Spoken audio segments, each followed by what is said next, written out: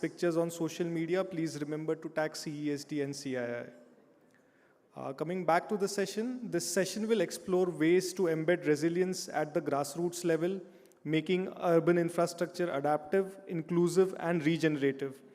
It will highlight collaborative efforts among government, civil society, and the private sector to safeguard ecosystems and the communities that rely on them, along with the strategies and priorities for advancing urban resilience across India with a focus on strengthening local ecosystems to withstand adversity. I would like to extend a heartfelt welcome to our moderator, Mr. Nitin Seth, Chief Executive Officer, New Mobility, Reliance Industries Limited, and all the panel members to the session to the dais. The speakers in this session are Mr. Shekhar Singh, Ms. Debolina Kundu, Mr. Gaurav Mathur, and Mr. Rajiv Agarwal.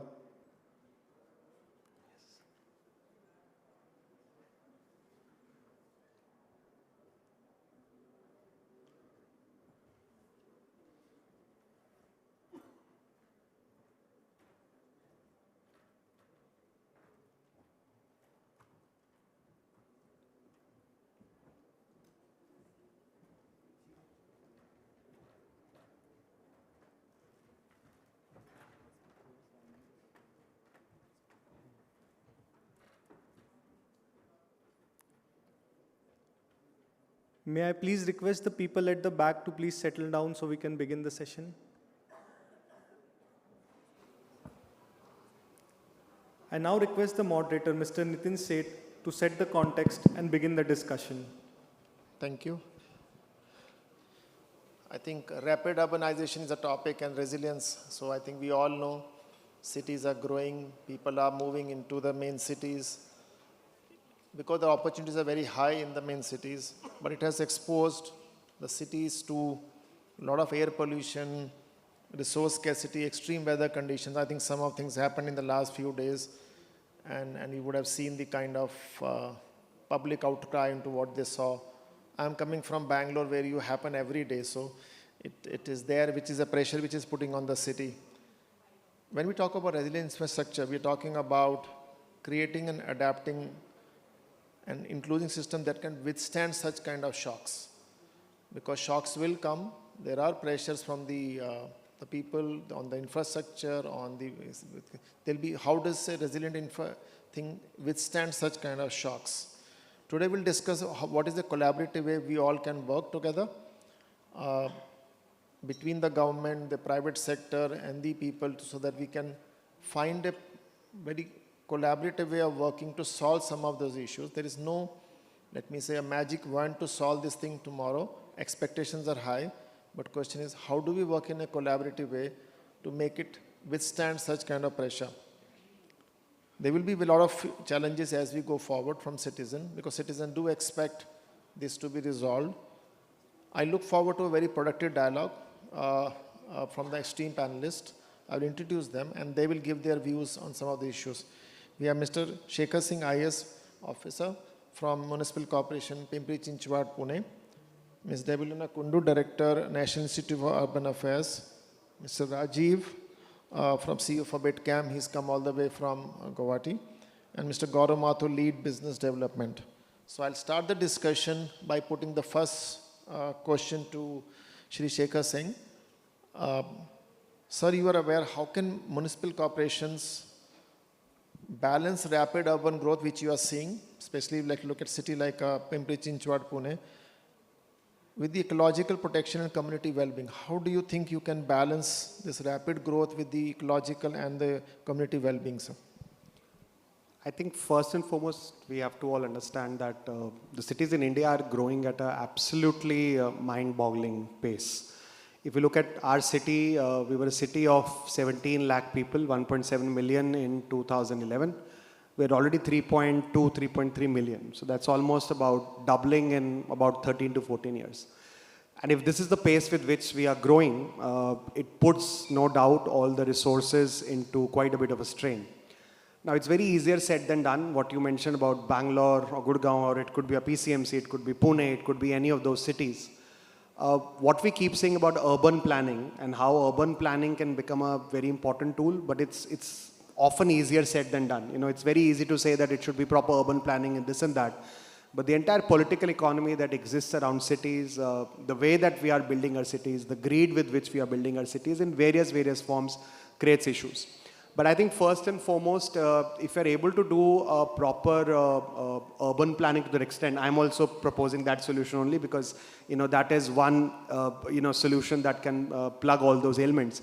I think a lot of things get settled, and that gets inbuilt into your master plans, that get inbuilt into your development plans, where you're able to balance the land use that you're using with various ecological considerations. If I ask people in my city, what are the top choices in the city? What do they really want?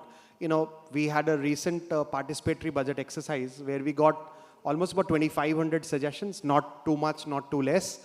One of the top choices was, you know, they want more parks, they want cleaner rivers, they want cleaner air, etc., etc. So those are the kind of things that the citizens of your city are already saying it. But I think this needs to get inbuilt into your urban planning aspect. From various parameters.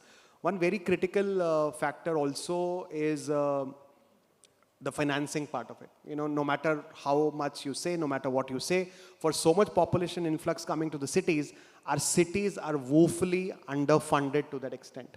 And that part of the thing lies at the door of the city also. We need to keep expanding our revenues through various sources, through alternate financing, through municipal bonds. It could be n number of things.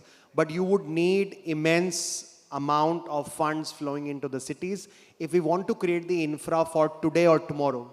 More often than not, we are creating infra which the city required 10 years back, not what the city requires today or what the city requires in the future. Just a quick example, and I'll cap my answer onto that. You said about urban flooding. We conducted a whole mapping of our nalas and streams in the city, and we were shocked to see the kind of encroachment that has happened onto those nalas, and that's the situation of every city currently in India. We are now undertaking massive demolition drive going forward to restore those nalas to the original position, to the original width, so that the water which was supposed to flow into those nalas and then meet the river can actually do the job. Otherwise, if your nalas are encroached, the water will flow, but it will flow onto your roads. And that is when we all start making, naturally hue and cry about the whole thing. So I think these needs to be balanced. All of the cities, frankly speaking, are doing a lot of things in sustainability. You know, we are doing our sustainable waste management. We are doing in terms of the treatment of water. So there are multiple things that we are doing. The only thing that we need to keep doing is keep a very strong focus with regards to the various sustainability initiatives that we can keep reminding ourselves while we are going ahead on the path of development. We've done that through a sustainability cell where we are, laying focus on 6 verticals, right from your sustainable mobility to your vertical landscape and to other things. And that keeps bringing the focus back. So that keeps bringing the focus on increasing our green cover. We are at 49%. We are targeting 60% by 2030. And then furthermore as we move forward. So that helps you fix targets. And finally, we are also working on a visioning strategy. A lot of cities work on it. The problem in India is that we work on a lot of visions, but the plans to implement those visions sometimes lack. So we're trying to plug that gap, how PCMC or how our city would be. We are turning 50 in 2032. How we vision our city when we turn 50 in 2032. What should be the green cover? What should be my AQI index? What should be my modal share through active or sustainable mobility? And I think if we can keep all these focuses, I think cities need to be at the forefront of that entire sustainability debate or entire battle against climate change. Thank you, sir. I think one point which I will echo with you also is the role private sector has to play to work in coordination with the government very well, because the most complaints come from private sector because their employees are not reaching office on time or they are living far away and they are in traffic jams. But I think partly I will say I see talks between private and the government, but I think the collaborative effort to implement should also be encouraged much more is something I'll say my personal view on the issue. There's a lot of complaints against the government, but private sector should step in to say, I'm here to help you, and also including funding to adopt some parks, adopt some various things is also, I'll say, as my contribution. Ms. Devalina Kandu, there are issues which we're discussing about. When there are key gaps in Indian urban resilience planning and need urgent attention. What is your perspective on this, on that subject? Thank you. I would like to take this opportunity also to thank CII for having me here. And for those of you who are not aware about NIUA, we are the National Institute of Urban Affairs, a premier institute with the Ministry of Housing Affairs, Housing and Urban Affairs, Government of India. And we basically support the ministry in terms of research, capacity building, and also policy formulation, policy evaluation, and also capacity building of city officials. So I think the question is very pertinent, and before I go to your question, I would also like to put forth to the audience the entire urban spectrum, how we are growing. I think what Mr. Shekhar Singh just now mentioned, that PCMC or the city of Pune or Bangalore is growing at a very fast pace. But this is not true for all urban centers in the country. The scale at which urbanization is happening has slowed down since the 80s. But because of the sheer numbers, I think it gives a massive outcome. If you look at the growth rate, it has slowed down since the 1980s, and in the decade of 2001-11, for which we have the data, the increase was but just by 0.03%. And the reason for this increase was the emergence of 2,530 new census towns. So the way India is urbanizing currently is not that too many people coming to urban areas or the natural growth rate being too high. I think both have slowed. Some of the big cities are experiencing expansion of their growth, the city boundaries, but the most important factor which came up in the decade for which we have the population census data, which is 2011, and also from the nightlight data, we have done some calculations, so based on that I'm making this inference, is that existing rural areas are becoming urban, which we call in situ urbanization. So I think the point which you raised is about the urban resilience planning. I think that is very critical, not only for metropolitan regions or the towns and cities which are already there, but for the upcoming peripheral transitional areas within each city. And there comes in the importance of GIS-based master planning, or for even the data that we have, which is being generated at the real-time basis. I think that integration is very important. Integration of various layers, the contours. We are talking about urban flooding. We are experiencing that, I think, almost in most of the cities in the country. So how do we address these challenges?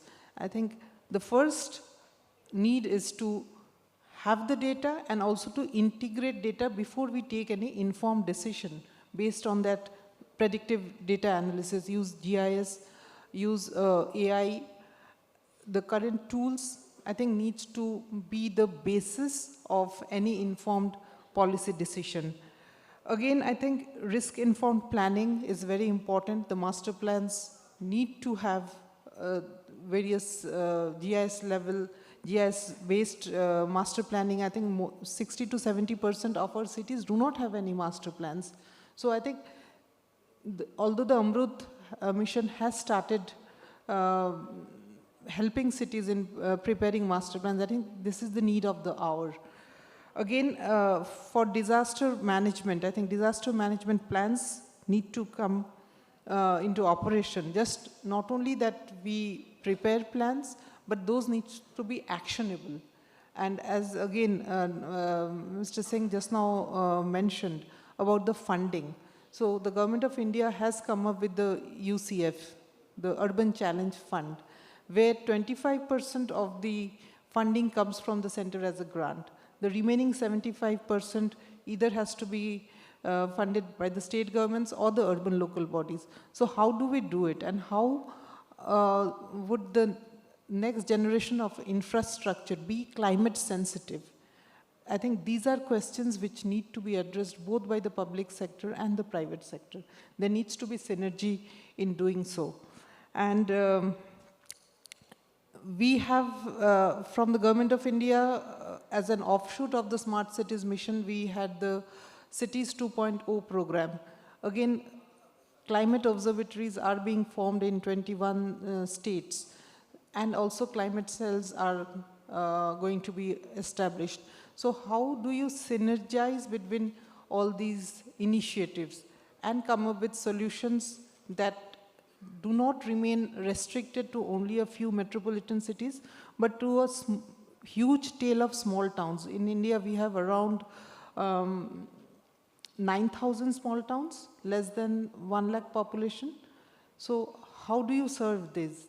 And instead of having a metropolitan or a big city bias, I think we need to have a more of a regional dimension to climate resilience, because the areas which are beyond the metropolitan cities, the transitional areas, which are actually no man's land, the Ministry of Housing and Urban Affairs do not acknowledge the census towns until and unless they are part of the statutory towns. So once the census towns are notified as statutory towns, then only they come under the urban domain.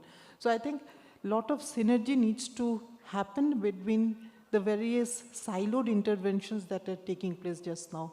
I think we need to integrate not only in our vision, but also in the way we act with regard to various factors, including city resilience. I think that is coming up very sharply. Thank you. I think I'll have some follow-up question in the second round. To you, Rajiv, I think Bitcam has developed, pioneered a cold mix and a green road technology for reduced carbon emission consumption. How do you think such sustainable construction contributed to building climate as infrastructure in the whole of India? Can you please expand on some of this? Thank you, sir. And thank you, CII Center of Excellence for Sustainable Development, for recognizing Northeast and calling me here for this Global Sustainability Summit.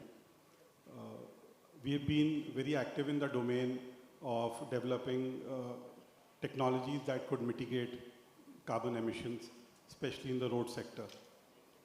In the year 2018, we were selected by Department of Science and Technology, Government of India, for funding of our project from a body called Technology Development Board.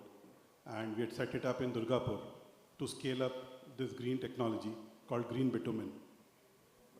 So on the opportunity side, when we talk about any materials, one is the production of the material where there are emissions, but like cars, when you run your cars, the bigger emissions is there, which you use daily. Similarly, when you make this green bitumen or use the regular hot bitumen, the emission there is very minimal. The real emission is when you keep on applying it to make more roads. And the thumb rule is that for every ton of bitumen that's used in India, it's 500 kg of carbon emissions that we emit. And India currently uses 9 million metric tons per annum of the bitumen for the roads. And 40% of this material is used in urban areas and for our national highways. We could do one of the India's largest pilot in Bihar, where 51 kilometers of a state road could be made using this particular technology. In this 51 kilometers, we mitigated 20 lakh kgs of carbon emissions. And that's almost the fuel value of 5.35 crores, which we saved just because it is all green and there is zero use of fuel to mix the aggregate and the green bitumen and lay it on the road. So this is a little bit of the opportunity that we have created. It's a large opportunity for the country to go green. And maybe in the next round, I could contribute on the challenges front when we work closer with the government. Thank you, sir. Thank you. To you, Gaurav, water is a very scarce resource.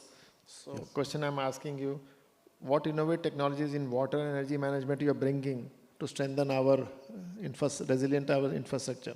Right. Thank you. Thank you, CII, for having me here today. I would start my answer with a broad framework on which everything works. We feel that the connection of resilience starts with the purpose, and then we have planning, and then last is performance. purpose comes as a vital, it drives your planning, and then you have performance both in terms of climate mitigation as well as climate resilience. So from a manufacturer and from Grundfos, many of you would know that we are pumps and pumping system manufacturer. But what our purpose is to develop water technologies for climate challenges and water challenges and improve the quality of life for people. And that actually makes the innovation much bigger, and we become relentlessly ambitious. This drives our planning, where we are looking at the resources. So in the planning, resources becomes very important. And then when we look at a pumping system manufacturer, puts almost 4 to 5% of our revenue in designing of innovative solutions. So the first thing is where it comes from. I think it is driven by the purpose. It goes into the planning where we deploy the resources, and also during the development of our products, we look at all the possible risks. We look at where the systems are going to perform and make sure that the development is happening by documenting all the risk and how the mitigation happens. And the last part is where the solutions which we are developing on comes, where we look at the mitigation part and the resilience part. When we look at the mitigation part, there are two factors which come into play. One is we, as have approved SBTi targets, we make sure that whatever we do in a responsible way. We have sustainability at core of what we are doing. And when we look at the products, I spoke about in the planning, we look at all the risks, what are the systems it is going to perform. So we develop most innovative and energy efficient pumping solution, which reduces the energy efficiency, which increases the energy efficiency and reduces the power consumption. But there is a limit to the way you look at mechanical systems. And then again, through the purpose, we become relentlessly ambitious. And then we move to the next level where we start looking at the systems. And then we see which is the ecosystem on which the pumping system are performing and what are the areas of energy efficiency we are looking at reducing those and reducing the power consumption by looking at the systems approach. And now with the technological development, which ma'am also spoke about, the AI has come into picture. And when we look at AI, we look into predictive maintenance and any infrastructure, if you are able to know how the system is going to perform in future, and if there is some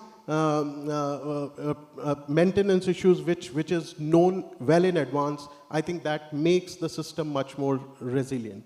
I'll just share one more story because that story connects myself, CII, and Grundfos. I was there in 2015 in Chennai when the floods happened. I don't know many of you were there at that time or not, but there were areas which were flooded and there was no way to dewater that area. At that time, with very futuristic planning and looking at what are the kind of risks which can come, Grundfos has developed a mobile dewatering solution which runs on DG sets. So that's where the thinking and the planning comes in. And I was fortunate enough to be part of the task force which CII created, and we went to different areas to deflood that. And that is where we look at, if you have a well-planned system, you can make it much more resilient. We can make sure that the systems are becoming operational. We are able to take the shock which you spoke about and get back to work much faster than you. And when we say relentlessly ambitious, when we develop such systems, we connect with the society. And this is which is very important. Many of the solutions cannot be just solved by the organization itself. Somewhere you have to connect with the stakeholders. You have to get and educate people and work closely to make sure that the overall community becomes resilient. So that's my point. Thank you, Gaurav. I think one thing happens, you talked about flood. flood seems to be chasing me. When I was in Mumbai, the flood happened. Then I was in Chennai when this 2015 flood happened. And recently when I was in Bangalore. But one thing is common between all the floods is the encroachment of the water flowing into the river is common. Clearly the water flows naturally, as Sir said, the water flows naturally into a river which encroachment seems to be blocking. Now, how did encroachment happen is a different subject, but question is, if God gave you a water flow into a river and if you block that, it will flow into the city back, and then you blame the government or ABCD, that's a different issue. I think, sir, coming to you, you happen to house my previous company, Tata Motors, and all the big industries and you do. What role do you think you expect corporates or the citizen engagement model in your area to help you to bring a resilient infrastructure? Because expectation is, I always say, it cannot be only government's responsibility. What do you think those people should play, corporate as well as citizens, to help you to build a resilient infrastructure? The two parts to your question, right? The first part about citizens. Whenever you talk to citizens about resilient infra or sustainability, there's a lot of difference between walking the talk. If you ask, there are so many people sitting around here, right? And the coats and jackets that all of us are wearing is a clear-cut indication that I don't know how many of us traveled by metro today to this venue. Anyone who traveled by metro? So we have 4 or 5 hands. I think we should give an applause to all these guys. Because the metro station is hardly 8 minutes walking from here. And this area, at least in India, is the best served by walking infra that you can get anywhere in India, for example. And the reason that I'm saying is that, it becomes very difficult when you start engaging with citizens, when you translate the whole entire paradigm of global climate change into what is affecting my life. What is affecting my life as a citizen is whether I reach my office in 1 hour, half an hour, or I reach in 3 hours. What is affecting me is the air that I'm breathing. What is affecting me is probably, if we are connected to rivers, what's the water quality in the rivers, etc. And when you want to translate that into something that citizens would understand, I think there is a lot of conflicting interests that happen in the city. We are trying to build a lot of sustainable sustainable walking infra in our city. And we are always up in arms against people who feel that the road has been narrowed down. Because sitting in the car, the guys who create opinion in the cities, right? Who are those people who are on Twitter or who are on Instagram?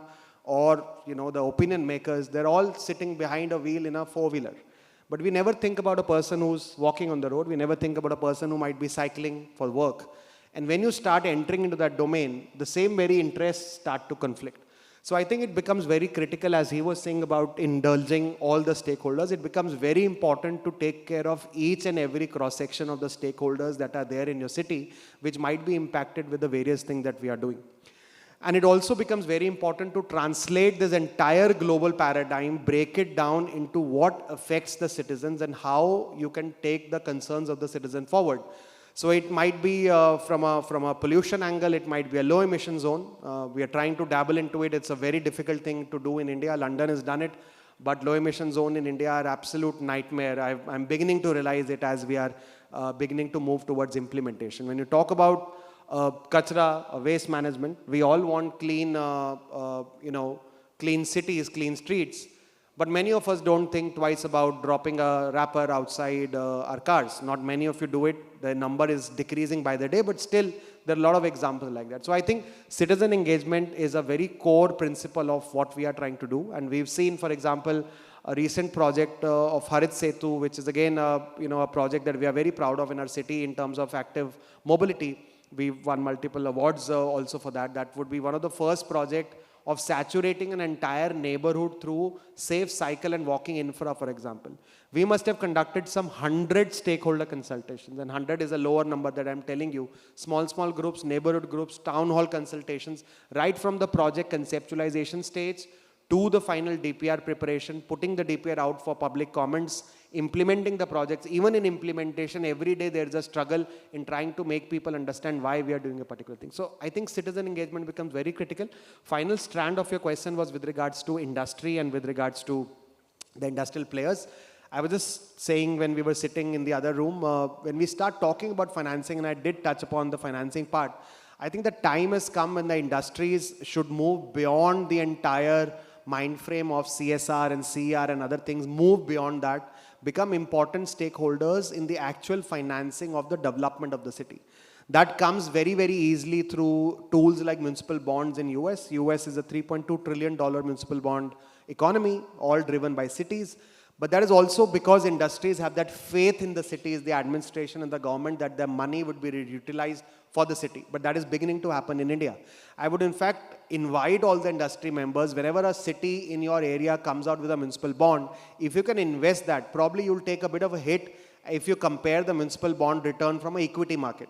But then I'm quite sure you might be investing your money in various risk instruments. And municipal bonds are almost, risk-free, not almost, risk-free instruments.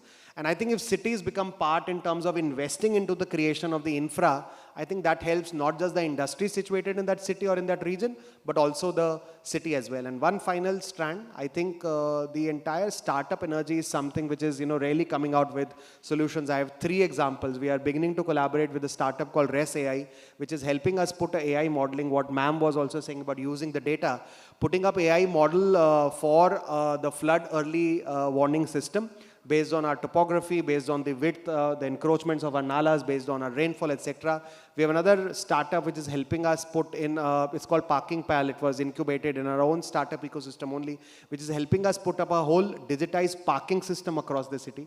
We have another startup which is working on the feed that I get from my 7,000 odd CCTV cameras that we implemented in Smart City and otherwise, and analyze those video feeds to give me alerts with regards to floods, give me alerts with regards to traffic congestion, give me alerts with regards to a riot or a crowd, etc. And I think that is where the use of the technology for urban solutions is something that industries can come forward with. I am seeing a lot of interest in that direction. I think more and more industries, especially the technology providers, Mr. Rajiv is a great example of what he is doing in Bitcam. I think all cities should begin to contact him going forward. So such technologies need to come forward to provide the urban problems that we are facing as commissioners, as administrators. Thank you, sir. Ma'am, coming to you in terms of global benchmarks. Now, I've been traveling across the world. Obviously, there are Western technology or Western countries with less population, the kind of infrastructure or the resilient infrastructure they have built. Only in China, like you have ghost towns. Towns have been built with nobody, but they're pushing people to say, go there. Or Beijing as a city where they say, to reduce pollution, which was the most polluted city, today is one of the cleanest because there's no more diesel or petrol cars, only EV cars are allowed for the last 5 years now. Do you think is there any benchmark you study from outside India and which you think those can be adopted in Indian model localized solution which can help us? Do you think you are doing that benchmarking exercise to say what can be done for India, seeing what good practices are across the world? Thank you. I think it's a very important question. Yeah, we do have collaborations with international organizations, the UN organizations, UNEP. Currently, we are doing a project with the UNEP with 4 cities. Pune, Surat, Puducherry and Agra, and we are also in conversation with Bangalore. So here we are implementing the Urban Shift program, which is Livable Cities in India, a JEF 7 funded initiative which is aiming to demonstrate integrated urban planning that simultaneously reduces GHG emissions, congestion, air pollution, and is also conserving ecologically sensitive areas. So we are trying to provide technical assistance and catalytic investment in these cities. And we are also trying to advance compact growth and low emission transit corridors in transit influence zones, also trying to integrate resilient coastal development and nature-based mobility solutions.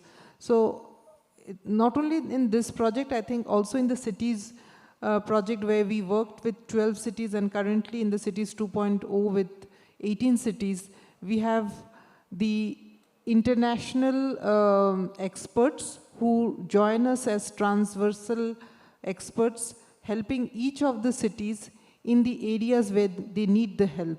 The Government of India, the KfW, the AFD, the French government, and the European Union have joined hands in creating lighthouse cities across the country in trying to bring up circularity in the economy when we are looking at the solid waste management, what best suits that city in terms of customizing the global good practices to the local solutions.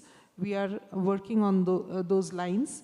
But yeah, it's not the 10,000 towns and cities which we have in our country, but we have been able to work in a select few, and through the National Urban Learning Platform, which Shekharji is aware of, we are trying to educate or train the other city officials on these good practices. And in one of the meetings on circularity in Jaipur a few months back, our Honorable Minister of Housing and Urban Affairs was also indicating, why don't we pair the states which are doing very well with this, the cities which are doing very well with cities which are not at that level. So the pairing of cities will also help in a direct flow of knowledge from city to city. And that could also improve either the Swachhata or the climate resilience or housing or for that matter any urban infrastructure across cities. So that is one way of reaching the global practices to the local level through informed policy intervention in our towns and cities. Thank you. I think, Rajiv, to you, something which we face every day. Whenever you have a pothole, somebody fills, and after 15 days or 1 month, the pothole is back. So whenever there is a rain or any other event, do you think you have a solution which is one, eco-friendly, and two, durable? Because it reduces the traffic speed moment you have potholes. Do you think you have something eco-friendly resident solution for such kind of cities? So I preempted, I wrote potholes. I somehow preempted that you will put this to me. And yes, I want to answer this. It's a menace. I think entire country talks about it. So potholes are generally a problem, not because of the roads, but because of the drainage. And great road scientists, when they, speak on this topic, they say that forget about the roads, let's make the drainage. And if the drainage is right, there's a concept which anyone can Google called perpetual pavements, where the roads last for even 40 years if there's no traffic increase leading to expansion of the highway or the road network. So the technology that we developed when we first went for the validations, we went to as extreme as Nasik on the west and as extreme as on the mainland to a small village of Bihar. And KK Wag Institute, Nasik, did an 8-year post-construction evaluation. The pothole formation on the road is less than 1%. And a similar report is available from IIT Patna. So the challenge is somewhere else, because the potholes also come out because of this entire ecosystem of road construction, where you will see that most of the tenders that are being floated by the Ministry of Road Transport, they are being bid up to a minus of 40%. So I'm sure the government is not at all wrong when they prepare the estimates with the right intention of getting the best roads for the citizens. But then on the other side of our own ecosystem, we have stakeholders who would want to bid for that work and build that road, And if you make it so efficient that it becomes, unengineered road, I'm sure we will continue to see potholes forever. And say you come from a city called Bangalore, it has similar issues like Mumbai. So I'm sure the larger citizen group needs to be more active to find solutions. But technology is there, sir. The other challenge of working with the green technologies in general is that not every technology has yet achieved the pinnacle of success like a solar, where solar has become cheaper than the thermal. So most of the clean tech, which generally works with the public procurement, is higher on the initial cost, and because of more durability, like the one that we do is minimum 2x life, which I was just mentioning are validated by these institutes. And if you look at the life cycle cost, it's 50% saving. But then somewhere the system at state level does not empower the engineers, firstly, to have a preferential rate for a clean technology. If there is some valid agency that could validate, maybe like a Terry does for Griha, which could validate that yes, this technology is pollution free, you can go for X plus estimate and go for your tenders accordingly. So somewhere I think those models need to emerge in the country, and we will then achieve more success. Thanks, Gaurav. I think we're running against time. So the last question to you. Do you think, can you give an example of in your area, a partnership between industry and the government, which can help us to make resilient in terms of your area? One example. Yes, so there are many where we can connect together with government and work. One of the areas where we see is that when we are designing the systems, there is a lot what we need to do in terms of having the infrastructure, taking care of the technicalities and the design features which ensure that the infrastructure is able to withstand the changes which are coming because of climate. In terms of performance also, it is able to adapt itself to the changing conditions. So I see the inputs related to design when the policies are being designed and when the infrastructure is designed and the urban planning is being done. So involvement of the industry there so that they can give inputs on the technologies which are available and ensuring that the system is much more reliable. We have really run out of time. We can only take only one question because I have been given a slip to say, sorry, you have exceeded the time. One question, please. Sorry. Please go ahead.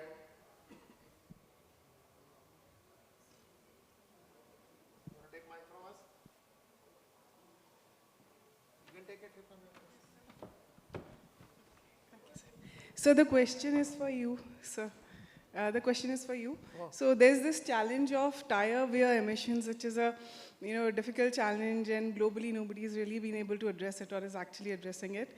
So in terms of Indian context, regulations and the private sector and Reliance New Mobility, is this on radar? Because with electric vehicles, you have heavier batteries, more tire wear. So it's like PM 2.5, it's really a health hazard. So with EVs, you can tackle the tailpipe emissions, but what happens to tire wear? So I think, let me just address quickly on the, one is that EV for a bigger vehicle is actually not a solution. Therefore, hydrogen is a better solution for bigger vehicle. EV is a very good solution when it's smaller vehicles and cars and below. So globally, if you see, these are called buses, except because municipal corporation, but tomorrow if hydrogen technology comes, it is much more efficient. So the question is on tire wear emissions. I'm just telling you. So if you put heavy vehicles on a load on a vehicle and tire, one is the road conditions, tire wear happens because of overload, and road overload at least has coming to a stop. Tire wear for sure is a very good example of to say road and overload if it reduces, doesn't happen, tire wear is not an issue at all. So I will not talk it EV as a subject, but I will say overload and road condition leads to a tire wear leading to pollution. That is the ones we have to solve the problem to say we should not put overload, which government has stopped. EV is not a solution for thing. Therefore, tire wear is something which will resolve if you have good quality roads and a less overload. It will be a normal wear like any other wear. Exactly. So the wear part is not getting, it will happen in normal conditions. It is a guaranteed thing. Yes. But I'm saying there's no solution which is no, there's no solution just now. Yeah, so just wanted to know what is happening on the horizon right now in India. No, okay. nothing okay. else. Okay. Thank you, ma'am. Sorry, we are running out of time, please. Please go ahead.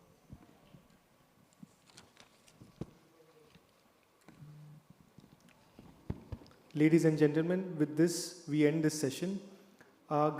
Sincere gratitude to our panel members and the moderator for making this a meaningful and interesting discussion. Could all our speakers please gather for a group photograph?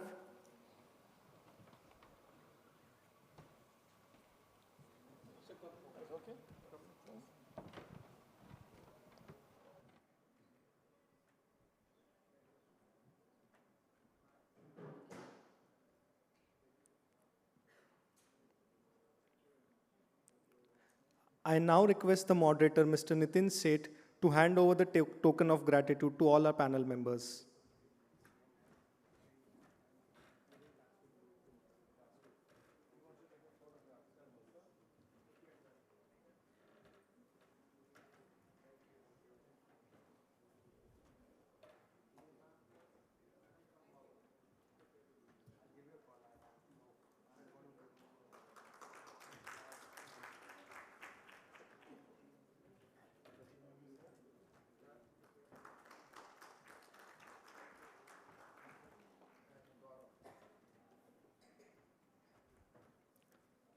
I now request Ms. Tarika Kumar to hand over the token of gratitude to Mr. Nitin Seth.